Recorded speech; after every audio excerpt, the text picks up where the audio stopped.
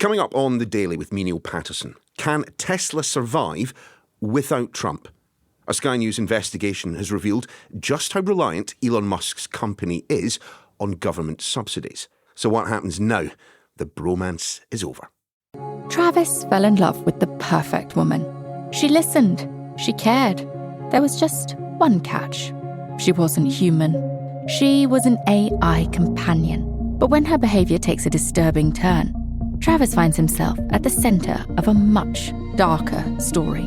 This is Flesh and Code, a true story of love, loss, and the dangerous temptations of technology. Listen to Flesh and Code wherever you get your podcasts. It was all so different once. Today it's about a man named Elon, and he's one of the greatest business leaders and innovators the world has ever produced. The partnership between one of the world's richest men and the world's most powerful man looked as solid as a Cybertruck, which of course Donald Trump helped Elon Musk flog, used car salesman style, on the White House lawn. This is beautiful. Whoa! Should I get in? Get in! Okay. So close were the men, the working relationship between the two, it was occasionally difficult to tell if the Oval was Trump's office or actually Musk's. But all good things must come to an end. So too, many really bad things. And the men have fallen out spectacularly. But on my first day in office, I ended the Green New Scam and abolished the EV mandate, which is basically that everybody will be driving an electric car within a very short period of time. Now I know why Elon doesn't like me so much. The consequences for Donald Trump? Well, he now has a billionaire taking pot shots at him and his administration every day of the week, to which he promises retaliation, the removal of government money. And a Sky News investigation suggests that for Elon Musk, for Tesla specifically, there are some big problems ahead. And that's exactly what Paul Kelso, our business correspondent, has been looking at, along with Kate Schneider from our data and forensics unit.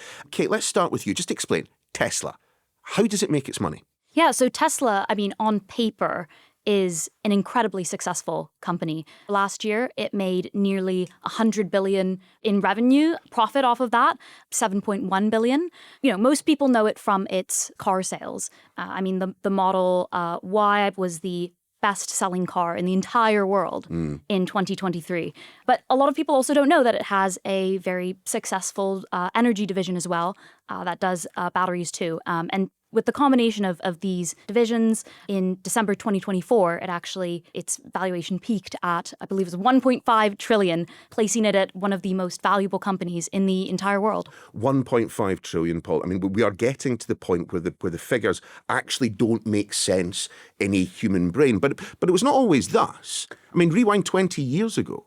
And Tesla was, at that point, still essentially a figment of its initial funders' imagination. But Elon Musk was one of those initial investors, stuck some of his own money in. The first car didn't roll off a production line until 2008. And plenty of people doubtful whether you could build a mass production car company from scratch at the scale he was promising. And he has, and they have. And it is quite remarkable. They've gone from nothing to the biggest manufacturer of EVs in the world in less than 20 years. To what extent, though, Paul, is this down to the man? Is down to Elon Musk? He's styled himself as the figurehead. I wonder if it's more than that. He seems, as well as we can tell, to have a real focus on what they were going to try and produce. If we think about electric cars back in the mid-2000s, even the late of that first decade, quite a virtuous, dull vehicle that didn't go very far.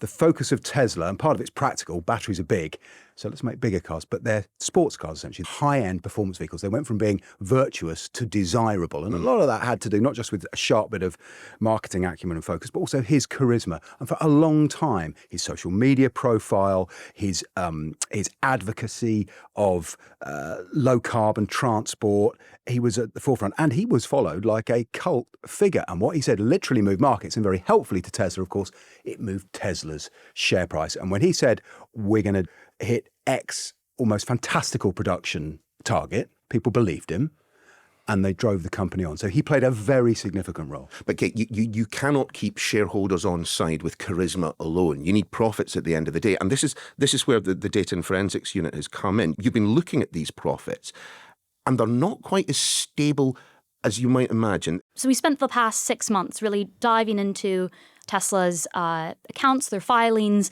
looking at both, how it became so successful right from the start and where it is at the moment. Around a dozen other states have signed on to this program where they cap the number of polluting petrol and diesel vehicles that can be sold in a given year, and they set targets for the number of EVs that they want to be selling.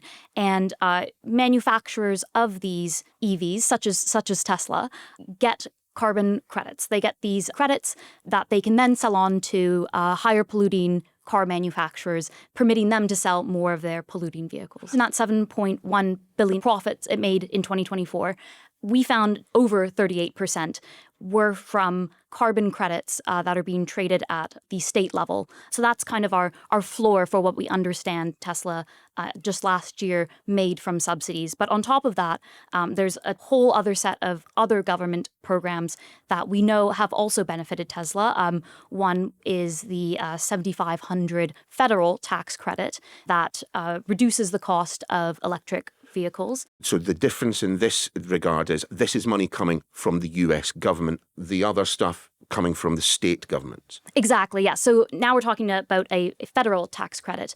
And this $7,500 tax credit has effectively made Teslas and other EVs $7,500 cheaper for potential buyers. But that has been scrapped recently in Trump's One Big Beautiful bill. What are the practical consequences of removing this level of subsidy from an organisation like Tesla? I mean, obviously, presumably, cars become more expensive, first and foremost. Absolutely. There are two levels. We'll just deal with the last one Kate mentioned first, the federal tax credit, $7,500. That's just money you get. You can have it up front. You can have it phased over the life of the vehicle, but it just wipes that money. It's a discount on the price tag on that car. And for a Model Y Tesla, which was their biggest selling model, one they've just overhauled, that's about $45,000 on the road in the US. It's just got 16% more expensive, nearly 17% more expensive, because that's gone. Now, that also applies to every BMW, every Ford electric vehicle. Every electric vehicle suffers from this. But if you took all, about 630,000 Teslas sold in the US last year, if all of them benefited from the tax credit, and you've got to assume most people would, that's worth nearly $5 billion in discounts that Tesla wouldn't be able to offer otherwise without paying for it themselves. So it is really significant. But isn't there a fundamental difference between Tesla, BMW, Audi, and all the rest of it? Is that there hasn't been a massive consumer backlash against Audi, BMW, and the rest of it because the boss has gone in the White House with Donald Trump. It's absolutely that. The interesting thing here is you've got Musk the man and the noise, I suspect he'd like to dismiss it as, around his personality and his politics and how that's affecting consumer sentiment. And sales are down right around the world. And not all of that is because of Musk. There's more competition, but sales are down. In Europe particularly, people don't like it. We see them driving around Teslas with anti-Elon stickers. Or I bought this before Elon went crazy. So, he is having an impact. So if you go to the fundamental level, Tesla's just got more expensive for everybody in America.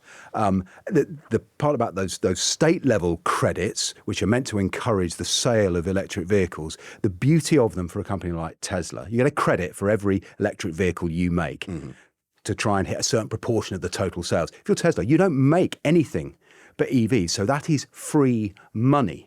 And you can then sell them to General Motors, to Ford, if they're not hitting their targets. As someone once put it, these kind of credits, when it comes to saving carbon, you pay someone else to go on the diet for you.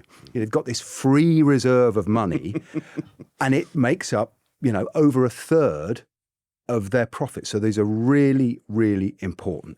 So that's the fundamentals that investors are looking at, as well as all the, should we call them challenges that come with Elon and his political ambition. If all these subsidies were to go, I'm looking at the numbers here, doesn't Tesla come incredibly close to not turning a profit anymore? We've also looked at the report from the first quarter of this year, and without those carbon credits, those regulatory credits from at the state level, Tesla would have, in the first quarter of this year, made a loss.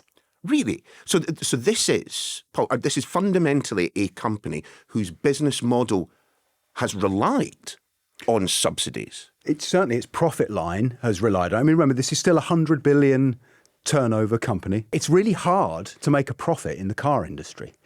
You need to sell actual cars in pretty high volumes, as well as taking advantage of what tax incentives there are out there. But the margins aren't enormous. And Tesla has been boosted and buoyed throughout its growth. One of the things he did brilliantly and with foresight was took advantage of the enthusiasm of governments around the world to promote low carbon transport. The UK offers these there's a credit scheme running here. So he saw that and Tesla has ridden that wave, but boy, has it crashed on the beach in the last few months. So what on earth is happening with the share price then? In December 2024, it reached its historic peak of 1.5 trillion. Immediately after, the first few months of Trump being in office and Musk joining the administration as well through his work through the Department of Government Efficiency, you saw the share price fall quite dramatically, especially as these protests popped up around the world. In the past couple months, especially as Musk started hinting that he would be leaving the administration, then actually did, you have seen the share price recover somewhat, but it still is only 2/3 of what it was in December 2024. For all this huge decline post fallout with Trump, share price is still higher, by about 15% than it was a year ago. It's absolutely not tanking. But the interesting thing is, it's Tesla's, the ratio between its valuation on the stock market and its earnings is nearly 200 times higher. Its valuation is nearly 200 times what it earns. Ford, which makes all sorts of cars, is 9 times what it earns. Nvidia, which is the AI growth stock, is only 50 times. So Tesla has got a valuation that dwarfs its peers as car companies. Elon wants you to think this is a tech stock, but the reason it dwarfs it is because of faith in Musk, faith in his promise that this is going to be an AI company, and particularly in the promise around self-driving. But the reality of his self-driving promise is bumping into things, bumping into reality, because the cars are bumping into things. But this is a huge investment in a mode of transport that we're not sure people even want to use yet. But it is still, for now, sustaining this enormous valuation of Tesla. But people are now looking at the reality, selling cars without state handouts. I mean, all of this at a time when, his former Bezzy, Donald Trump, is in the White House playing merry hell with global supply chains and launching global trade wars. That can't be good for business. It's not, and it is remarkable. Just take a step back. This has to be, certainly at the moment, looks like one of the greatest corporate acts of self-harm in history. It's a man who has spent hundreds of millions of dollars getting a president elected on a policy platform he knew was going to include tariffs, which disrupt supply chains, which is, guess where Tesla, the engine room of Tesla's production is? China. He was very smart. He went to China. He saw their whole auto industry is pointed at electric. So it's not just tariffs, but also he was promising to disembowel green industries by cutting the tariffs. And not just the cars, the solar, and you get 60% tax credit if you buy a solar panel and a battery from Tesla. That's gone too. I mean, are we entirely certain that all of these subsidies are coming to an end? If Donald Trump changes his mind, I'm sorry, Elon Musk moves from naughty boy back into the Messiah column, doesn't he? We're talking about two of the most unpredictable public figures in the United States and, even the world today. So it's really hard to say what will happen next. What we do know is that several of these subsidy programs, those have already gone. And Trump has threatened through multiple posts on Truth Social the possibility of canceling all of Elon Musk's company's federal contracts and possibly going after other subsidy programs benefiting Tesla as well. But we know President Trump loves to talk big and sometimes follows it up with action, sometimes doesn't. So it's a bit unpredictable about what might happen next. Kate, Paul, thank you. And of course, you can read the full investigation. That is available right now on the website and the app. The Sky News Daily's back tomorrow.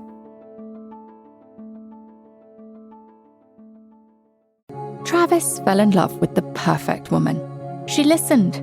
She cared. There was just one catch. She wasn't human. She was an AI companion. But when her behavior takes a disturbing turn, Travis finds himself at the center of a much darker story. This is Flesh and Code, a true story of love, loss, and the dangerous temptations of technology. Listen to Flesh and Code wherever you get your podcasts.